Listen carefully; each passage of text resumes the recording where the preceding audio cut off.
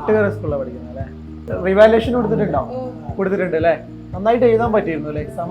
Physics കുറച്ച് tough, ബാക്കിയൊക്കെ SSLC full A+ ആയിരുന്നു അല്ലേ? സ്കൂൾ ടോപ്പറാണ്. ഓക്കെ, സ്കൂളിലെ ടോപ്പറാണ്. Very good. എഡ്യൂപോർട്ടിന്റെ ഷെഡ്യൂളുകളൊക്കെ ഫോളോ ചെയ്യാറുണ്ടോ? ഞാൻ ലാസ്റ്റിലുള്ള ബാച്ചിലാണ് ചേർന്നത്. ബോർഡ് ബാച്ചിൽ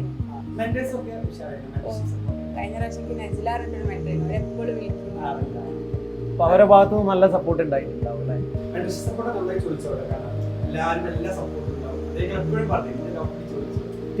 ബയോളജി ആണ് ഏറ്റവും ഇമ്പോർട്ടന്റ്.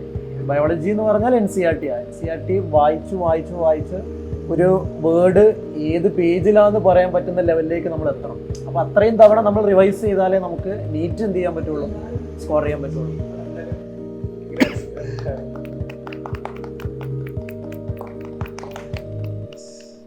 ഇനി അടുത്ത വട്ടം 2 കിലോ കേക്ക് കേട്ടോ.